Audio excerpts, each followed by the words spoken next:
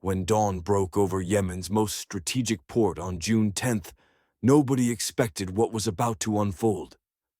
In mere seconds, a carefully orchestrated naval strike would demonstrate a completely new dimension of modern warfare, catching regional powers completely off guard. What happened next would redefine how maritime conflicts are fought in the 21st century, and the implications reach far beyond the Middle East. Picture this scene.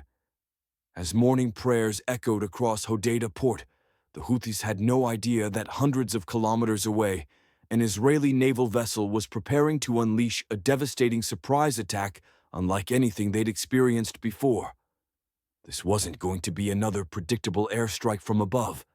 This was something entirely different, something that would exploit a critical blind spot in their defense strategy.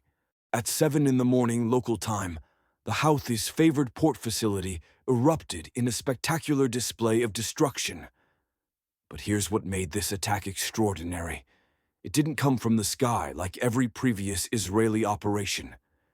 Instead, death arrived horizontally, skimming just meters above the ocean waves at incredible speed, completely invisible to radar systems that were designed to watch the heavens above. The main cargo pier simply vanished in an eruption of concrete and twisted steel, transformed from a bustling maritime facility into rubble in the blink of an eye. 2.5 seconds later, the port control building experienced what can only be described as a controlled demolition, collapsing directly into its own basement as if the earth itself had opened up to swallow it whole. No aircraft overhead, no warning sirens, just precision destruction arriving at over 600 miles per hour from the vast expanse of the Red Sea. These weren't ordinary cruise missiles. They approached at such a low altitude that Yemeni radar operators, trained to scan for threats from above, never detected their approach.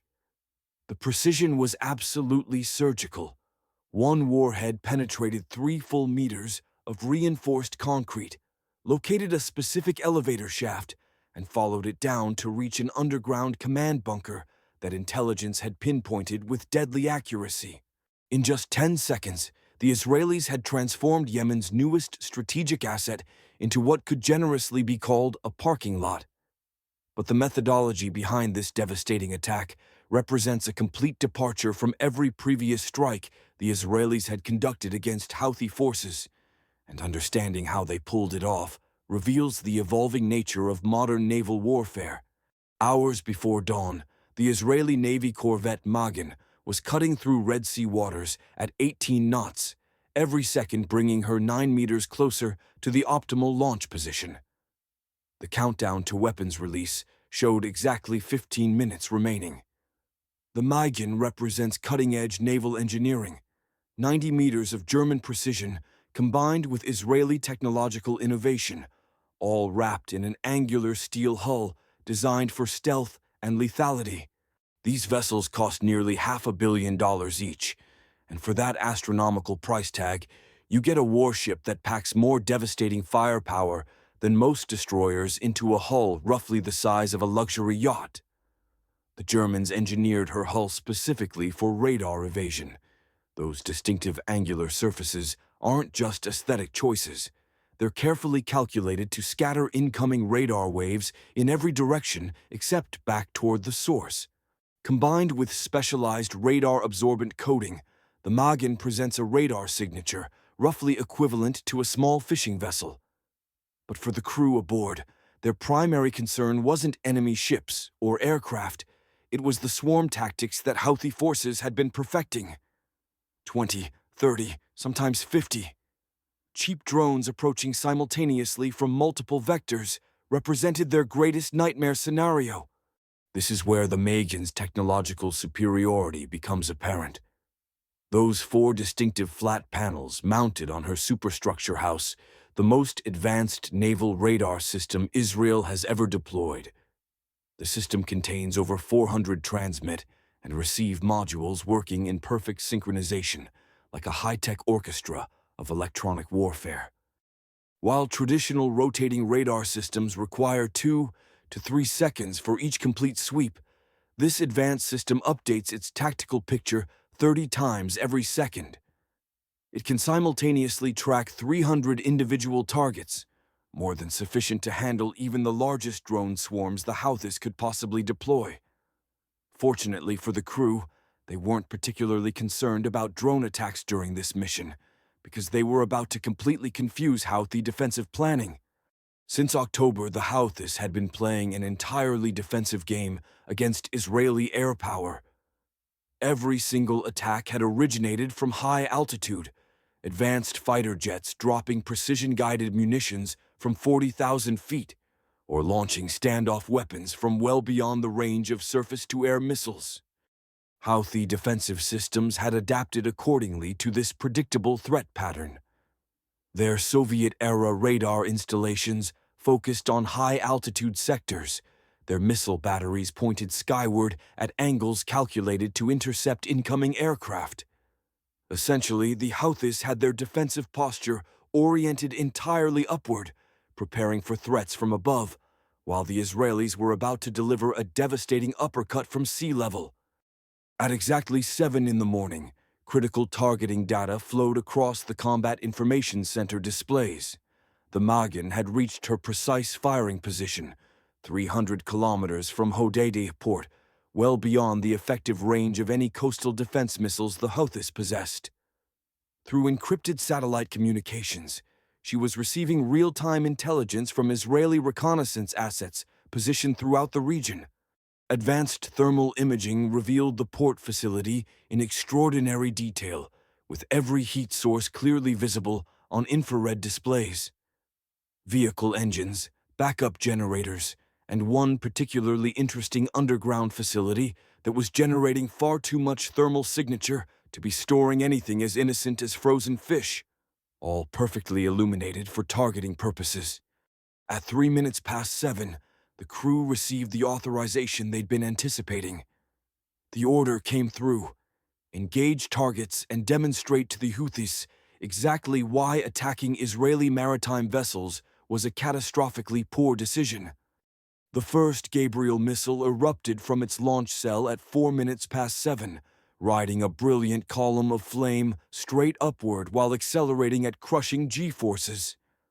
The solid rocket booster burned for exactly 3.5 seconds, accelerating the missile from complete standstill to over twice the speed of sound before the booster section separated cleanly. A compact turbojet engine, concealed within the missile's fuselage, immediately took over propulsion duties, throttling back to subsonic cruise speed to maximize fuel efficiency and extend operational range.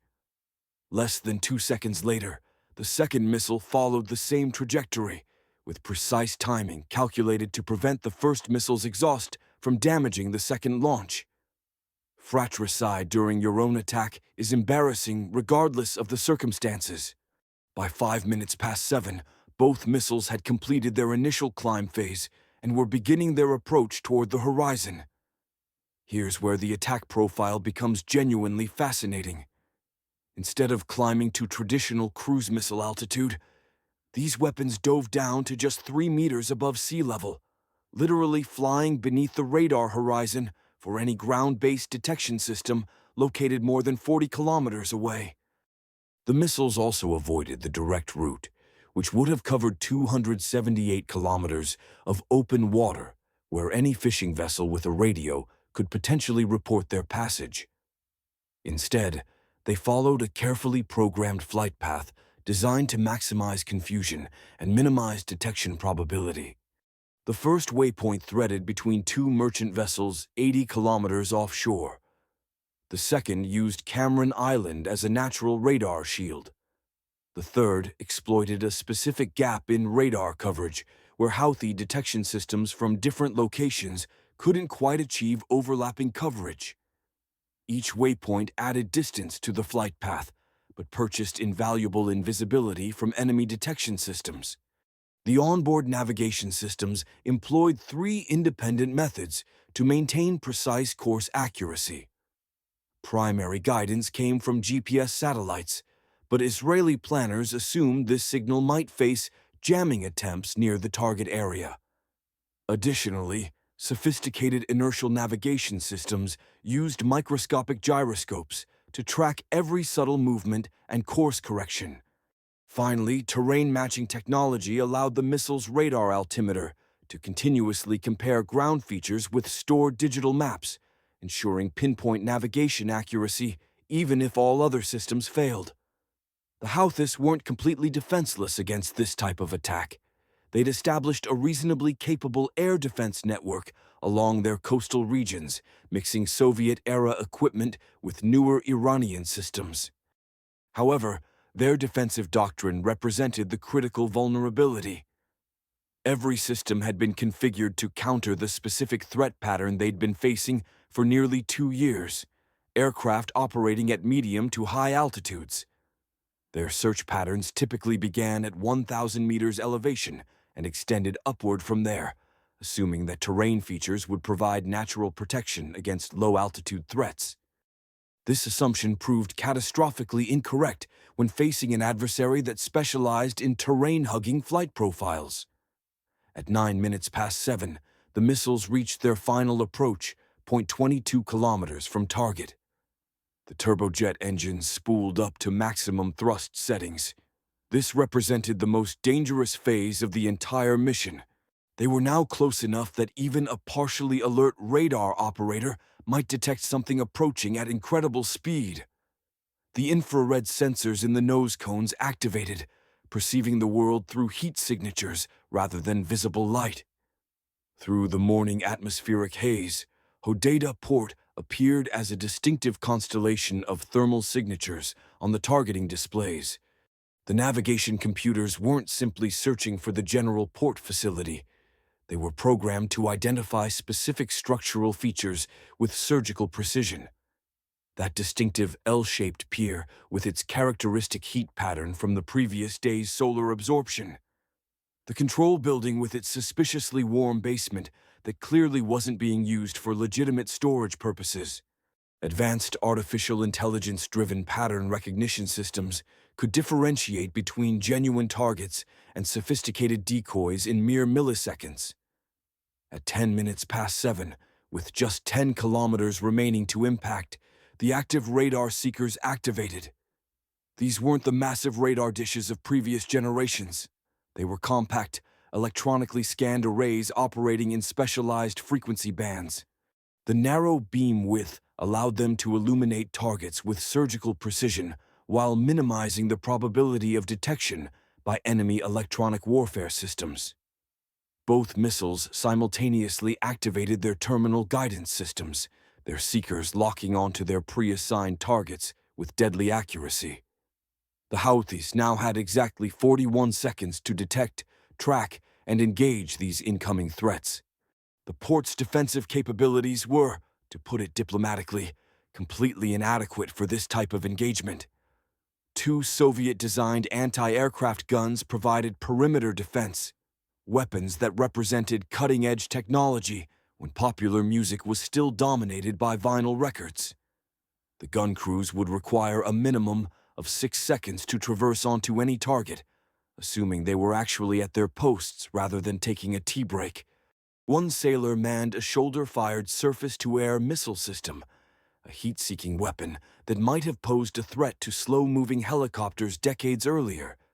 But against sea-skimming cruise missiles traveling at nearly supersonic speeds would have been about as effective as throwing rocks. With 5 seconds remaining until impact, the missiles executed their final course corrections. The first weapon adjusted 2 degrees right to strike the pier's primary structural support junction. The second missile nosed down 5 degrees, aiming directly for the command bunker location that intelligence had precisely identified. As the weapons entered their terminal attack phase, Houthi security personnel could actually hear the approaching missiles, but there was absolutely nothing they could do except attempt to find cover in the few seconds remaining.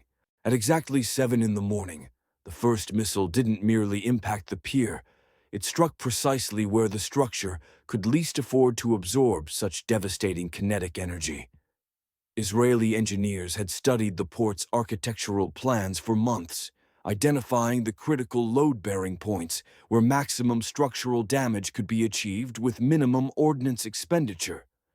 The 200-kilogram warhead detonated at the exact junction where the main pier connected to its primary support column. The resulting explosion generated a pressure wave traveling at nearly 7,000 meters per second through the concrete structure. That's 20 times faster than sound travels through air. The reinforced concrete didn't have time to develop cracks in any conventional sense. It simply transformed into powder within an expanding sphere of destruction. The steel reinforcement bars designed to hold the concrete matrix together became hypersonic shrapnel, traveling at velocities that defied comprehension. Within 50 milliseconds, a 60-meter section of the pier had been transformed from a functional maritime facility into debris scattered across the harbor floor. The second missile struck 2 seconds later, punching through floor after floor of the command building as it sought its designated target deep underground. The missile's onboard accelerometer counted the distance as it penetrated deeper into the structure: 3 meters, 5 meters, 8 meters. At exactly 10 meters depth, precisely where intelligence indicated the command bunker would be located, the delayed action fuse triggered the warhead in the confined underground space. 200 kilograms of military-grade explosive created a lethal radius of approximately 150 meters under normal circumstances. But in the confined underground environment, physics became far more creative and destructive. The initial blast wave traveled outward at 8,000 meters per second, but with nowhere to escape, it reflected off reinforced walls, creating complex interference patterns of overpressure waves. Where these reflected waves intersected and reinforced each other, pressure levels spiked to over 500 pounds per square inch. At those pressures, reinforced concrete begins flowing like water, and steel support beams fold like paper. Above ground, the port control building discovered that its basement had suddenly expanded by a factor of 4 without any foundational support remaining. 4 stories of concrete and steel began accelerating downward under gravitational force. The building didn't collapse in any conventional architectural sense. It imploded, rushing to fill the void where the basement had previously existed. Secondary explosions rippled throughout the facility as fuel lines ruptured and electrical systems arced and failed catastrophically.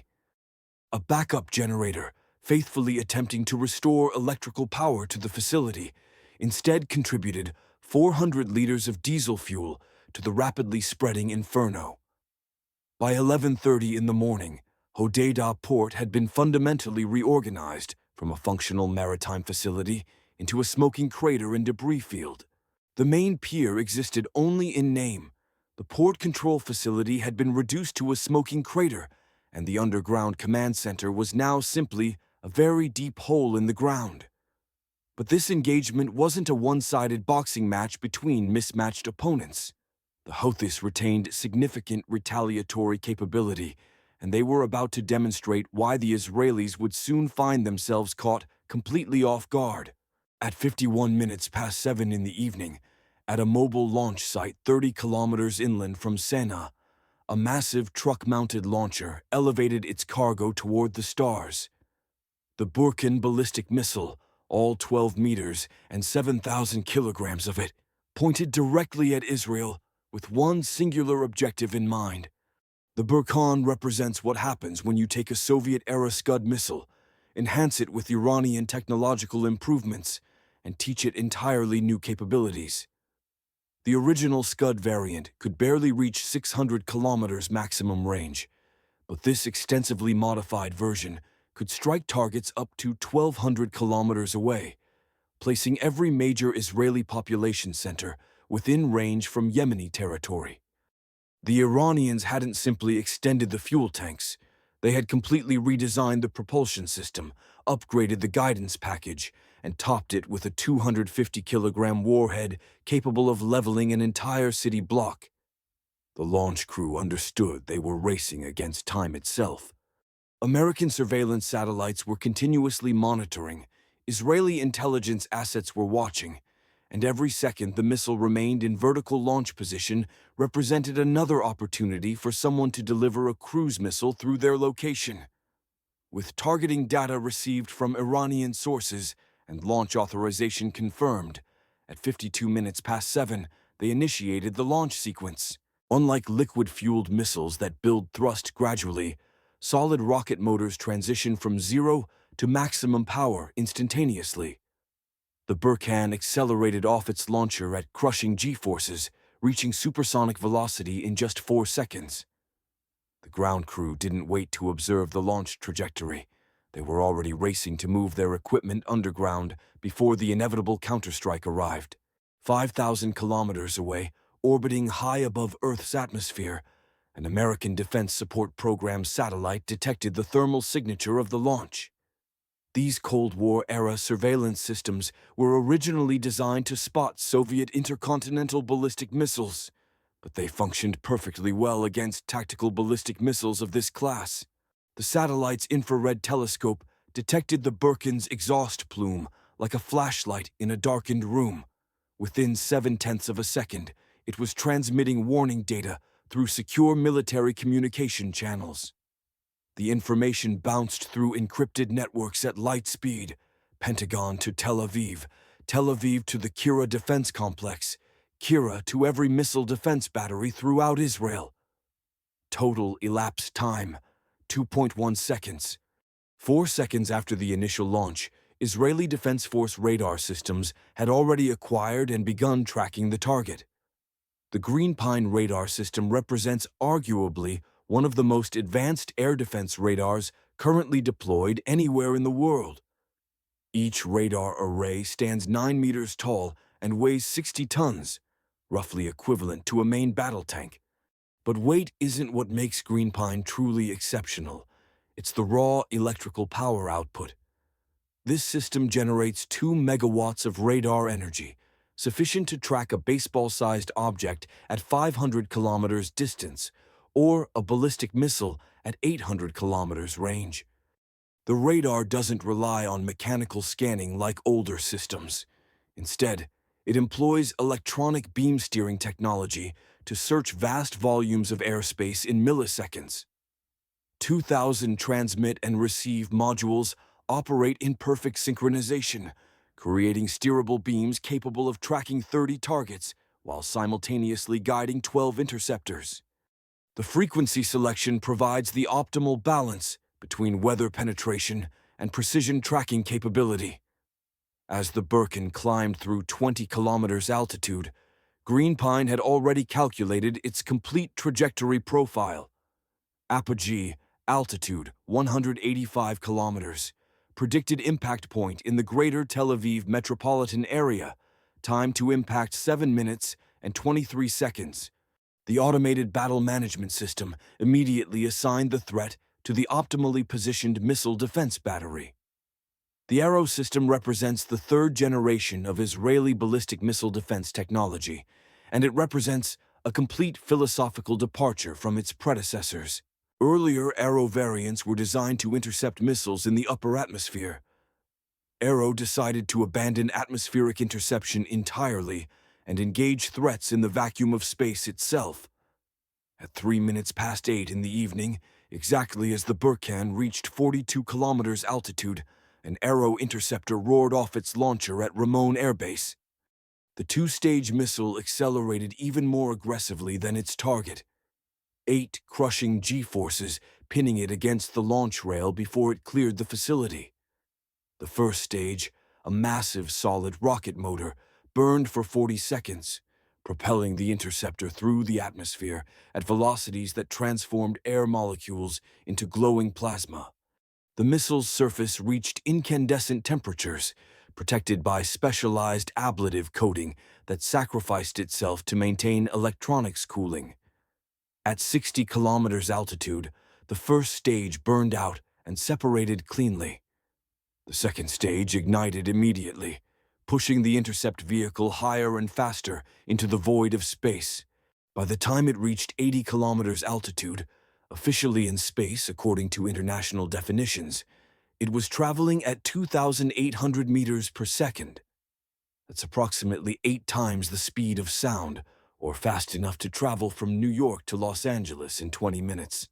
But velocity isn't Arrow's secret weapon. It's the intercept vehicle technology itself. Once the second stage falls away, what remains is 150 kilograms of the most sophisticated technology Israel has ever produced. At these incredible speeds, kinetic energy delivers more devastating effects than any conventional warhead. Instead of explosives, it carries advanced sensors, onboard computers, and precision divert thrusters capable of making adjustments measured in centimeters while traveling at interplanetary velocities. The infrared seeker activated and began its target acquisition sequence. Space is vast and cold, but the Burkan's metallic body still radiated residual heat from its boost phase. Against the absolute zero background of space, it glowed like a beacon on infrared sensors. The onboard computer processed targeting data 1,000 times per second, calculating intercept solutions with obsessive precision. Despite all this incredible technology, this remained an extraordinarily difficult engagement. Both missiles were traveling at ludicrous speeds, and they needed to collide within a meter of each other in three-dimensional space. Missing by even 10 meters meant the warhead would continue toward Tel Aviv. The intercept vehicle fired its divert thrusters in precise millisecond bursts. Up 2 meters, left half a meter, up another third of a meter. Each adjustment was calculated and executed faster than human consciousness could process. At 5 minutes past 8 in the evening, at 72 kilometers altitude above the Mediterranean Sea, the intercept vehicle found its target. The closing velocity reached 3,400 meters per second, over 12,000 kilometers per hour. The 150-kilogram intercept vehicle delivered 867 megajoules of kinetic energy to a target the size of a large trash receptacle. For reference, that's equivalent to 200 kilograms of TNT concentrated into an impact point the size of a human fist. The Burkan didn't explode in any conventional sense. It simply disintegrated. The warhead section, suddenly finding itself without guidance or propulsion, tumbled off its ballistic trajectory. Instead of Tel Aviv, it was now headed for empty ocean 37 kilometers offshore. The rocket body transformed into an expanding cloud of hypersonic fragments, each piece tracked by green pine radar to ensure none maintained a trajectory toward populated areas. This engagement demonstrates how modern warfare has evolved beyond traditional concepts of air, land, and sea domains. When naval vessels can strike targets hundreds of kilometers inland with surgical precision, and when ballistic missiles can be intercepted in the vacuum of space itself, the strategic implications reshape how nations must think about both offensive and defensive capabilities. The technological sophistication displayed in both the attack and the defense represents decades of research, development, and operational experience. But perhaps more importantly, it demonstrates how quickly tactical situations can escalate and how rapidly modern weapons systems must respond to emerging threats. For military analysts worldwide, these engagements provide crucial insights into the future of regional conflicts, where precision, speed, and technological superiority will continue to determine outcomes in ways that would have been pure science fiction just a generation ago.